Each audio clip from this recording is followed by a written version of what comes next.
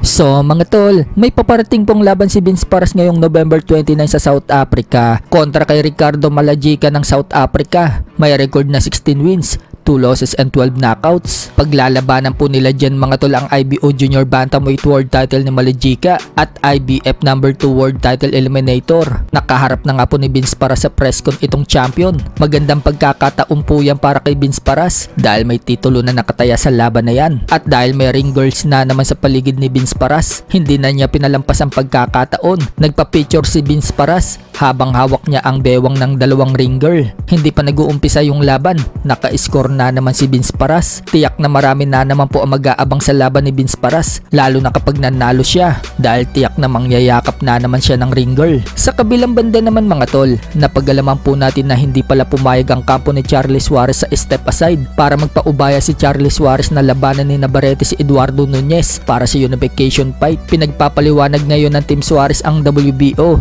kung bakit maikakasa ang laban ng Navarrete versus Eduardo Nuñez, gayong hindi naman sila pumayag ng step aside at wala nga daw communication itong WBO sa Team Suarez sa mandatory rights ni Suarez, lalo pat naglabas na ng official statement ang WBO ng agarang rematch sa pagitan ni Suarez versus Navarrete. Kaya wika ni Suarez mga tol, ready daw siyang lumaban dito kay Navarrete at chance niya umano na mapalaban sa world title sa WBO. Kaya gusto ni Suarez mga tol na ibigay sa kanya itong si Navarrete. So antabayanan natin mga tol kung ano yung mangyayari. Kung ayaw pala mag-step aside ni Suarez, dapat lang na ibigay sa kanya si Navarrete. At kung ayaw naman lumaban ni Navarrete kay Suarez, dapat baklasin ng WBO kay Navarrete ang belt. Sa ibang banda naman mga tol, alam na nga po ng karamihan na aakyat po ng cruiserweight itong si David Benavidez para labanan si Unified Cruiserweight World Champion Zurdo Ramirez matapos madepensahan ni Benavidez ang kanyang WBC Light Heavyweight World Title dito kay Anthony Yarde nito lang nakalipas na linggo. So nagulat nga po itong si Juan Manuel Marquez sa plano ni Benavidez. Bakit daw agad aakyat itong si Benavidez sa cruiserweight, gayong nandyan pa daw sa light heavyweight ang dalawang magaling na boksingero